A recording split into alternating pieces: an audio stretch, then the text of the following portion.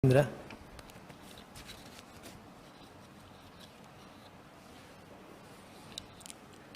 Terima kasih pimpinan.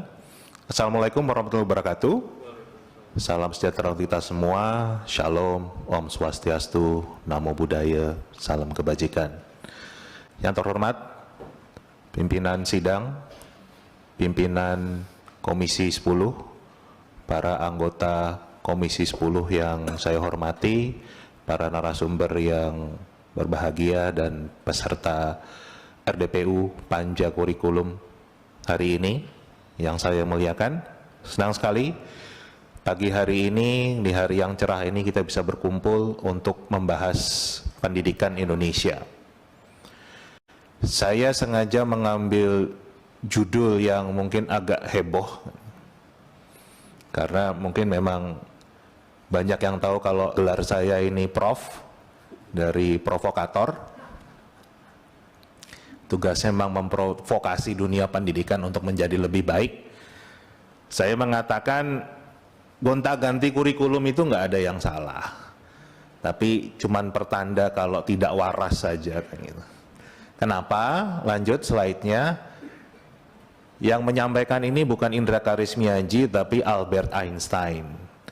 Albert Einstein mengatakan yang namanya ketidakwarasan itu adalah melakukan hal yang sama dan berulang-ulang tetapi mengharapkan hasil yang berbeda.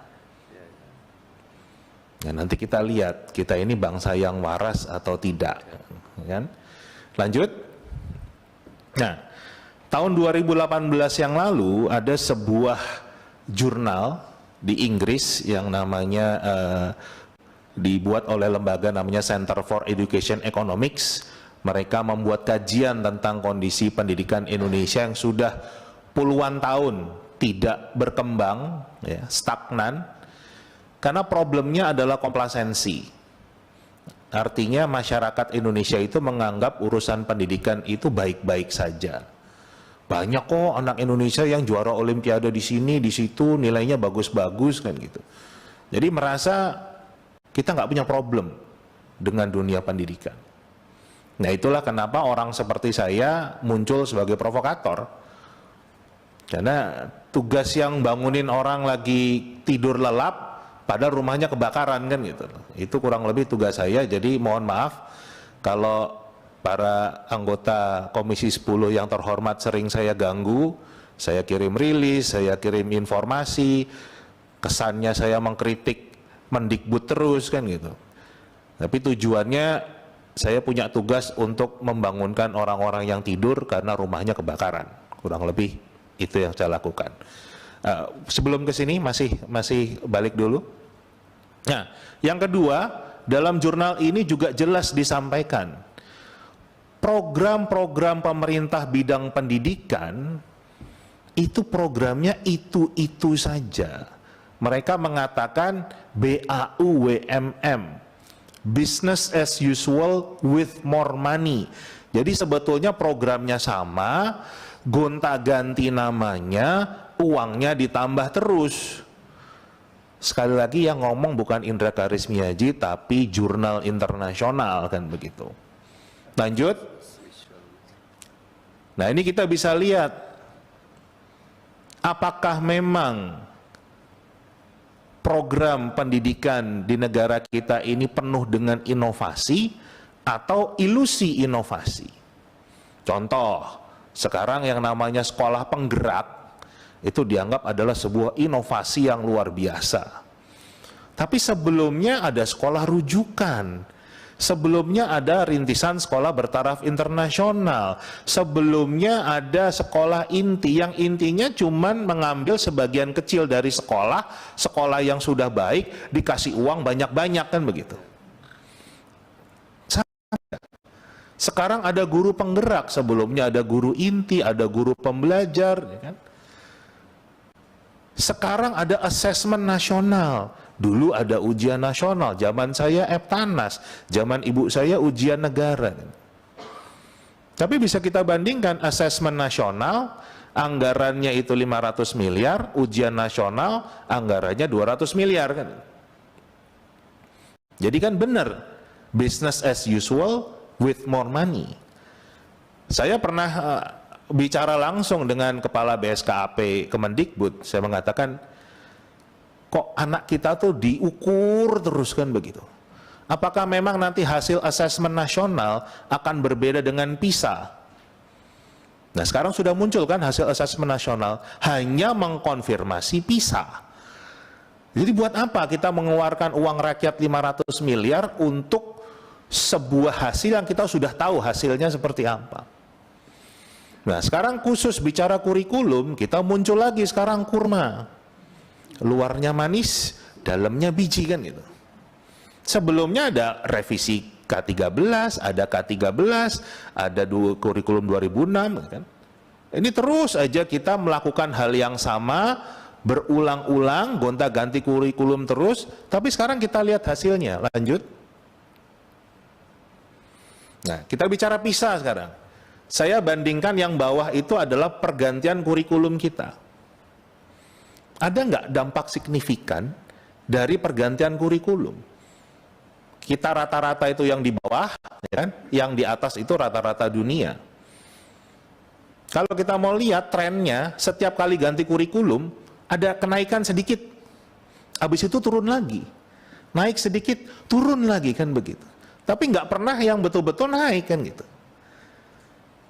Nah kenapa ini diulang-ulang terus, dilakukan terus kan begitu.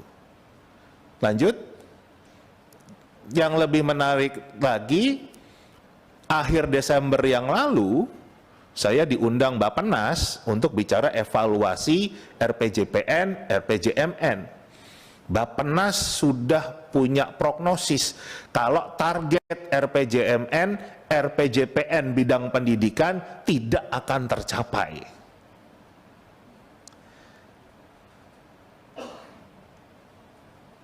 Tapi kenapa yang diambil justru malah ganti kurikulum kan begitu? Kenapa enggak menguatkan dari memang bagaimana kita meningkatkan literasi, numerasi, sains kan begitu. Ini Bappenas saja sudah mengatakan hasilnya begini Pak. Apa problemnya? Ya saya juga sampaikan problemnya ya tadi kita itu nggak waras kan gitu. Karena program yang kita lakukan itu saja menghabiskan uang rakyat tapi nggak pernah kelihatan hasilnya. Nah lanjut. Dalam paparan Mendikbud saat meluncurkan kurma ini, beliau menggunakan grafik yang sama yang tadi saya tunjukkan. Grafik skor PISA kita dari tahun 2000 sampai tahun 2018. Dan beliau mengatakan bahwa obat dari problematika literasi, numerasi, sains kita adalah kurma. Nah, ini kita semua bisa lihat, YouTube-nya masih ada bagaimana beliau menjelaskan itu. Lanjut, yang buat saya sebagai seorang pemerhati pendidikan sekaligus praktisi pendidikan bingung. Kenapa? Karena dalam rekomendasi OECD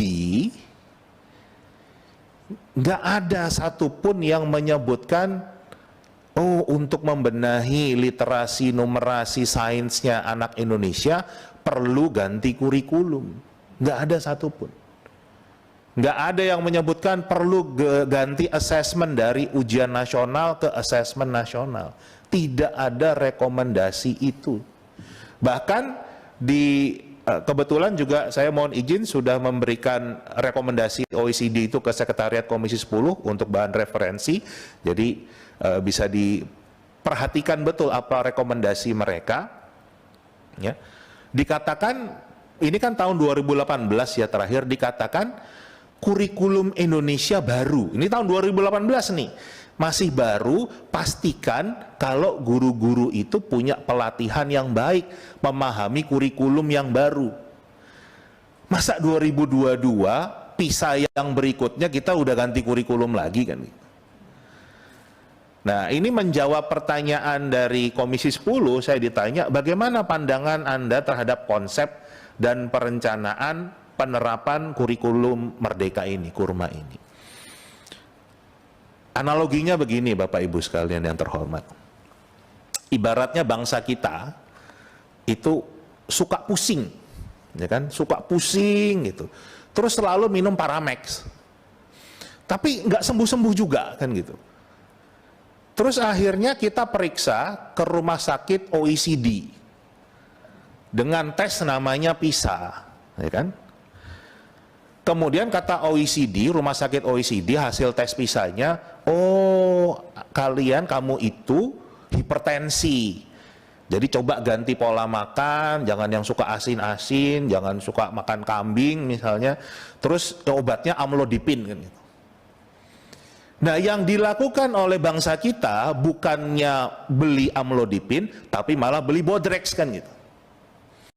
Jadi sakitnya apa, obatnya apa kan gitu. Itu yang menjadi problem kita. Jadi kalau ditanya pandangan saya terhadap konsep perencanaan kurma ini ya seperti itu analoginya. Antara penyakit dan obatnya sudah keliru. Tapi pemerintah yakin sekali ini obatnya. Rekomendasinya tidak ada gitu. Gimana caranya kita mau meningkatkan PISA kita tapi satupun rekomendasi yang dibuat oleh OECD tidak kita lakukan, malah ngotot dengan cara kita sendiri. Nah, lanjut.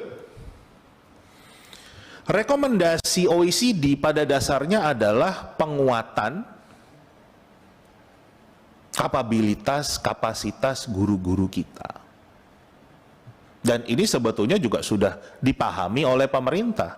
Hasil uji kompetensi guru kita itu memang lemah sekali, rata-rata masih di angka 50-an. Kalau di kampus angka 50 itu nilainya nggak lulus Bapak Ibu. Tapi itu nilai guru-guru kita yang penilaiannya dibuat oleh pemerintah sendiri. Tapi ini nggak kunjung diperbaiki. Buat saya yang namanya kurikulum itu seperti partitur lah. Kita mau bisa kasih partitur lagunya Mozart, mau bisa kita ngasih lagunya Didi Kempot, tapi kalau problemnya pemain orkestranya nggak bisa main musik, ya jelek hasilnya. Kan jadi yang PR-nya adalah ngajarin dulu main musiknya, bukan gonta-ganti partiturnya. Lanjut. Ini sebetulnya ada videonya, tapi karena ini pakai yang PDF, tadi mengkonfirmasi apa yang disampaikan oleh Pak Tias. Kalau rata-rata guru kita ngajar itu ngajar buku, jadi nggak ada kemampuan pedagogiknya, lemah sekali. Siapapun bisa baca buku kan gitu. Dan bicara learning loss, kalau dari data PISA tadi saja kita lihat learning loss itu sudah terjadi jauh sebelum pandemi. Jadi jangan bicara karena pandemi terjadi learning loss, tapi jauh sebelum pandemi sudah terjadi learning loss. Kenapa? Kualitas guru-guru kita yang harus ditingkatkan. Dan sekali lagi itu rekomendasi dari OECD. Kenapa kita nggak fokusnya ke sana? Ini yang terjadi Bapak Ibu sekalian. Jadi menjawab pertanyaan dari Komisi 10, bagaimana pandangan Anda terhadap efektivitas penerapan kurma dalam rangka pemulihan pembelajaran? Sebelum pandemi kita sudah krisis kok kan. Nggak terus tiba-tiba kurma ini menjadi obat mujarab. Apalagi dalam-dalamnya sendiri, tadi Pak Tias sudah menyentuh sedikit, sangat lemah ya. Saya mungkin nggak akan terlampau dalam ke sana. Lanjut. Pertanyaan berikut dari Komisi 10, bagaimana pandangan Anda terhadap penerapan kurikulum secara opsional di satuan pendidikan? Kan tadi jawabnya. Kan suruh sama aja nih kayak pemain orkestra suruh milih. Anda mau lagunya Mozart, mau lagunya Rinto Harahap, apa lagunya Didi Kempot. Tapi karena nggak bisa main musik, nggak ada bedanya kan gitu. Kalau kita lihat kurikulum 2013 punya standar proses pendidikan yang sangat baik. Ini ada di Permendikbud nomor 22 tahun 2016. Kalau ini sudah dilaksanakan, pandemi kemarin nggak akan terjadi learning loss. Ini kan malah kelihatan semua, terbongkar semua sebetulnya kelemahan kita di mana. Ini saya bacakan sedikit lah. Dari peserta didik diberitahu menuju peserta didik mencari tahu. Sekarang itu guru-guru kita isinya masih memberitahunya pun dari buku teks kan gitu. Padahal eranya sudah era digital. Kita cari informasi apa saja ada. Dari guru sebagai satu-satunya sumber belajar menjadi belajar berbasis aneka sumber belajar. Dari pembelajaran berbasis konten menuju pembelajaran berbasis kompetensi. Dari pembelajaran parsial menuju pembelajaran terpadu. Jadi bicara project based learning itu nggak cuman miliknya Kurma. Dari 2013 sudah bicara tentang integrated learning ini, pembelajaran terpadu, pembelajaran berbasis proyek. Jadi sekali lagi problemnya bukan di kurikulum, tetapi di SDM-nya. Kenapa kita ngobatin yang salah kan begitu? Itu hal yang menurut saya perlu dibenahi bersama. Itu PR kita bersama. Lanjut. Ya, lanjut lagi saja. Nah, pertanyaan dari Komisi 10 juga bagaimana pandangan Anda terhadap implementasi kurikulum prototipe yang sudah diuji coba di sekolah penggerak. Ya. Kita sepakat ya, kalau Kurma ini adalah sebuah prototipe. Pertanyaan saya, kalau ada vaksin COVID prototipe, boleh nggak kita suntikan ke masyarakat? Dapat nggak sertifikasi atau izin dari BP POM kalau itu adalah vaksin prototipe? Vaksin prototipe COVID itu kemarin disuntikannya ke kera dulu, ke monkey dulu, ke monyet-monyet dulu kan gitu. Baru dicoba ke manusia, itu pun juga nggak jutaan manusia. Ada tukang las dari Sulawesi yang bikin prototipe helikopter, bisa terbang helikopternya. Tapi bakal dapat sertifikat dari FAA nggak? Dari Kemenhub nggak untuk jadi helikopter yang dipakai? Enggak. Sekarang pertanyaannya, kenapa jutaan penerus bangsa kita biarkan menjadi monyet percobaan? Kalau kita lihat dari yang sekolah penggerak sendiri, ada 2.500 sekolah. Mau hitung gampangnya lah, satu sekolah 400, itu sudah 1 juta anak kita. Vaksin COVID kemarin nggak sampai 1 juta dicobain sama orang kan gitu. Jadi kenapa produk yang belum matang, belum jadi, tapi anak-anak kita paksa mengkonsumsinya? Apa dasarnya? Yang matang dulu saja masih banyak perdebatan, buktinya masih banyak orang yang nggak mau divaksin kan sekarang. Itu produk yang matang.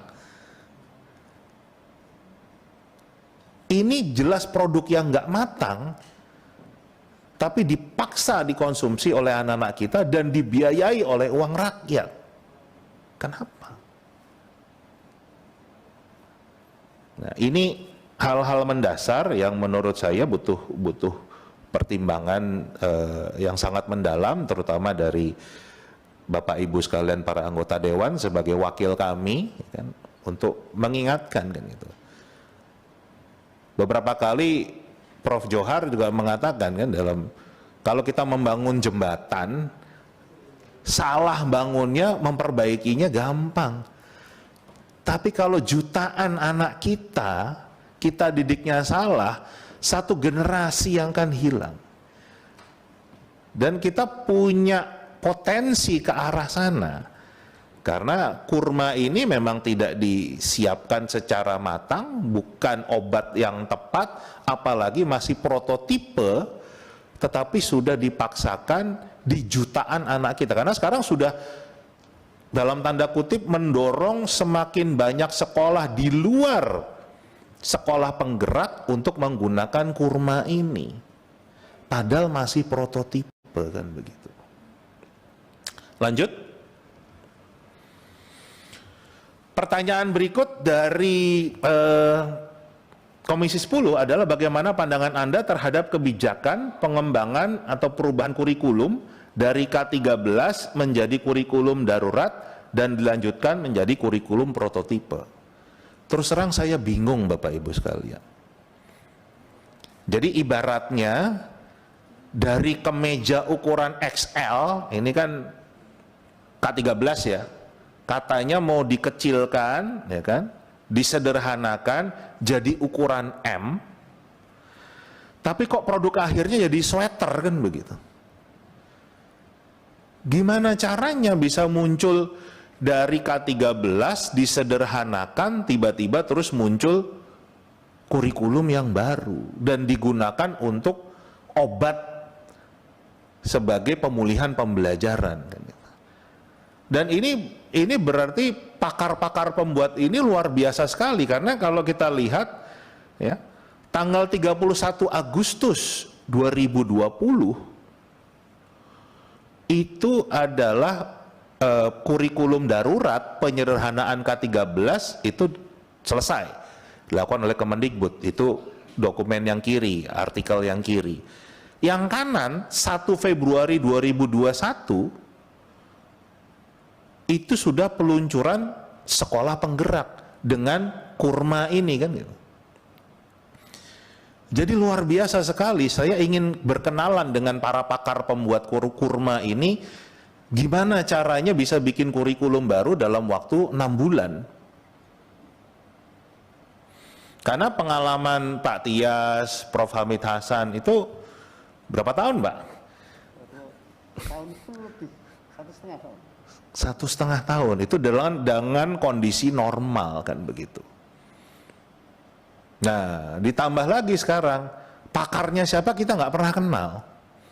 Dulu itu pakarnya jelas, ada Pak Tias, ada tadi Prof. Yohanes Surya, Prof. Hamid Hasan. Banyak kita googling itu kita tahu, oh pakarnya, itu pun tidak langsung diterima kan.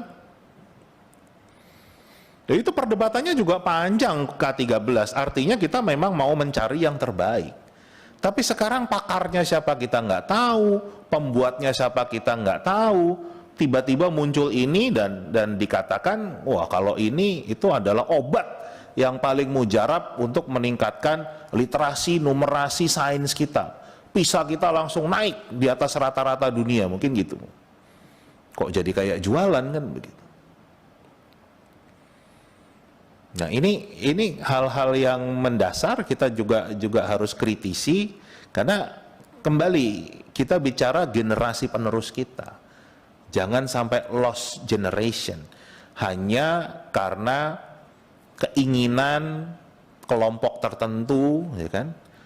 Yang agak-agak buat saya sendiri nanti mungkin bisa dikonfirmasi oleh Pak Satriwan Salim yang sekolahnya juga sekolah penggerak, ya kan?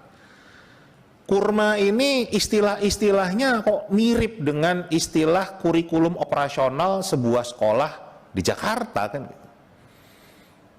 Capaian pembelajaran, fase, modul ajar, ya kan?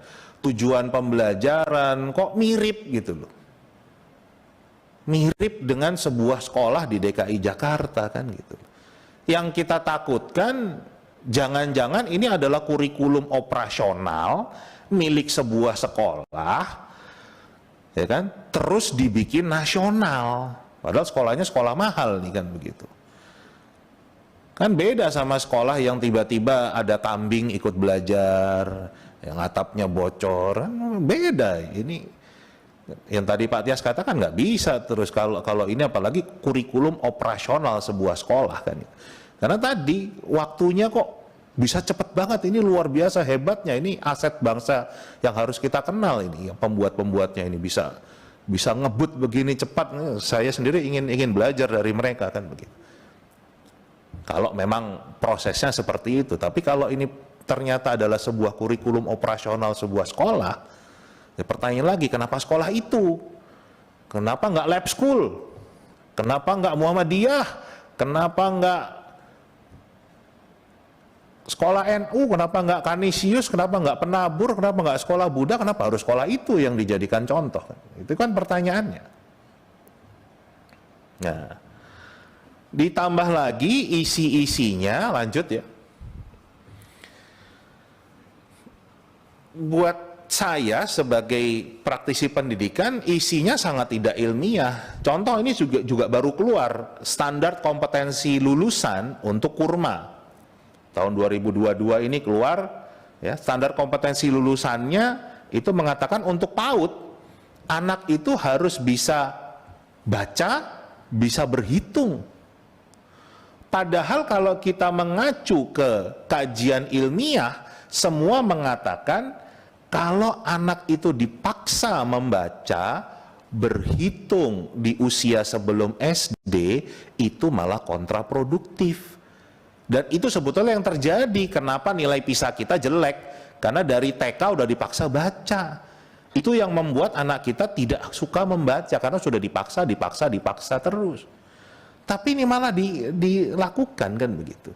Kalau kita menggunakan teori Brunner, mengatakan mulai itu dari enaktif dulu.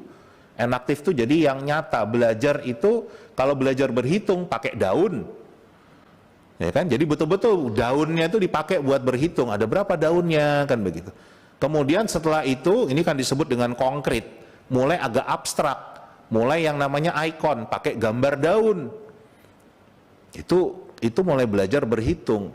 Nah, yang terakhir baru simbol, angkanya, hurufnya. Nah, kalau mau ilmiah begitu. Nah, ini kurikulum ini kok langkah-langkahnya nggak ilmiah. Jadi kita ingin tahu landasan pedagogisnya itu pakai ilmunya siapa kan begitu. Nah, itu yang nggak pernah muncul. Lanjut. Nah, yang juga harus kita pikirkan adalah dampak. Setiap perubahan kurikulum itu kita nggak hanya bicara APBN, Bapak Ibu, tapi kita juga dampak ke masyarakat. Pasti ganti buku. Ini kondisi kita bukan dalam kondisi ekonomi yang baik-baik. Kalau ekonomi baik-baik, di depan ini nggak ramai hari ini kan gitu. Nah, kenapa kita malah mendorong? Ini udah mulai banyak yang jualan buku kan gitu. Mulai banyak yang jualan pelatihan, ya kan? Nah, nanti malah yang kalau benar tadi yang saya sampaikan, jangan-jangan yang mengonsep kurma ini yang jualan buku sama jualan pelatihan kan gitu. Karena ini dari pihak swasta kan gitu. Itu yang kita takutkan kan, jangan sampai seperti itu.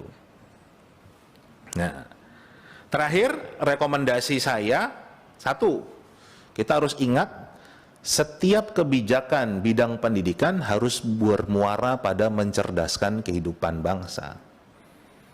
Data yang saya tunjukkan tadi, gonta-ganti kurikulum tidak mencerdaskan kehidupan bangsa. Buktinya ada kok, faktanya ada kok. Kenapa ini dilakukan terus-menerus? Yang kedua, kalau kita mau meningkatkan skor PISA kita, ya kan? Ya ikuti rekomendasi OECD dulu kan gitu. Kita udah periksa ke dokter, ke rumah sakit, sama dokter dikasih obat ini. Kok ya masih ngeyel kan gitu, tapi bilang kita mau jadi baik. Kan lucu. Minimal harus kita coba dulu. Jangan melakukan hal yang sama berulang-ulang tapi mengharapkan hasil yang berbeda. Yang ketiga, produk kebijakan pendidikan itu harus matang. Nggak bisa belum matang, sudah dipaksa dikonsumsi anak-anak kita, ke bangsa kita. Sekali lagi, anak-anak kita, bangsa kita, kalau Pak Tias tadi menyebutnya kelinci percobaan, saya menyebutnya monyet percobaan, karena vaksin COVID tadi dicobanya ke monyet kan begitu. Yang keempat, tolong dalam kondisi yang sedang tidak baik-baik ini, tekanan ekonomi, jangan mengambil kebijakan yang semakin menambah tekanan ekonomi ke masyarakat. Pasti ganti kurikulum akan ganti buku. Dan ganti buku itu artinya buku sang kakak nggak bisa lagi dipakai oleh adiknya. Jadi mungkin bukunya sih murah 20-30 ribu, tapi kalau dikalikan sekian itu jelas akan menambah beban masyarakat. Terakhir tentunya, ayolah kita jadi bangsa yang waras. Gitu. Sekali lagi kata Einstein, ketidakwarasan itu melakukan hal yang sama dan berulang-ulang tetapi mengharapkan hasil yang berbeda. Jadi kalau kita ingin hasil pendidikan kita lebih baik, ya jangan kita hanya gonta-ganti nama program, tapi isinya itu-itu saja. Mungkin sekian dari saya. Mohon maaf jika banyak hal yang saya sampaikan kurang berkenan, saya modelnya bicara memang seperti ini. Terima kasih. Wassalamualaikum warahmatullahi wabarakatuh. Om Santi Santi.